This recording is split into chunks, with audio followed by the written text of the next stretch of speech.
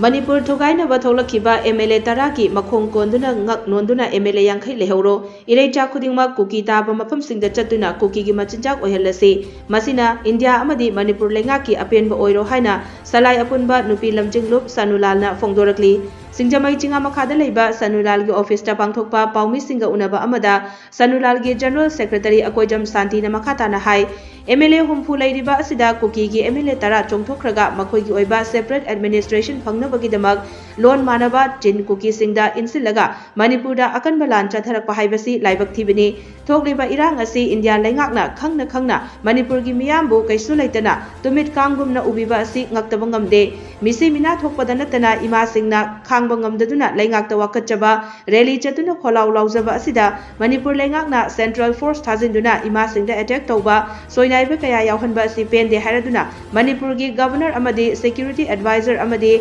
MLA Yankhaina Kumhaigumna Yengduna Lairiba asi Ngaktaba ngamde haiki Manipur Imaleba si Khami Mehore Singa Tamya Singfongda Leiba Lokongda ini Kheng Chenba Matamni Harok Iba Lala se Kaidagano Harok Haibasi Tasinuki Haibada Lengaki Leiriba MLA Humpugi Manungda Tarana Chongthokraga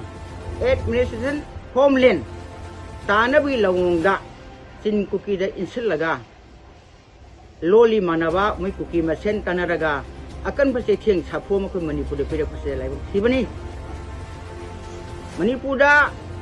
Ngoma Kangdana Hujikti Thanipal Asida Mioi Tainipan Si Sugumba Misi Mina Mia Mika Mirakon Summa Mayamase Da Gormesi Kamna Khangna Manipur gi Miyambu Koigi Kasu Oidana Timikang Wina Kanbase Koi Ngakta Bangamde Ima Ibel Signa Koi State Government da Wakat Java Kamangam Jada Bigi Pangandi Tokaba Wakat Java Kholau Java Sorokta Tataba Sipawada Koigi State Government na Dan Army Amadi State Force Tajinduna akan order Toroga Ima Ibel da Tiang Panganba Jawbase Akoi Pende Aduna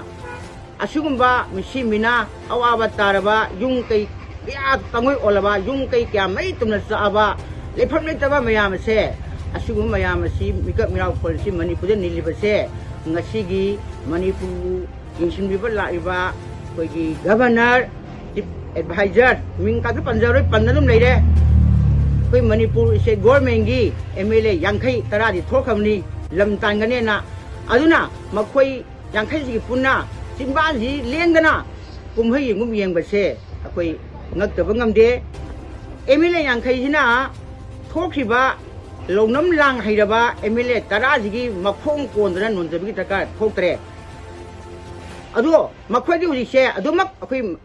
MLA Yankajina Makwita Jen Nonzari Kong Kolaga Hajari Lejarasanu Akoi Upalete Akoi Wakapam Lete Akoi Hujiti Akoi Gi Manipur is a low Hibado, Mangre, low later Banina, and Hayaningi Badi, Manipur Icha Kudimak, Cookie Taba, Sing Mapam Pomtatana, Aquatic cookies, Tindak Helasi, Masidata, Aquay Manipur Gormingi, Apem or the Senu Habasi.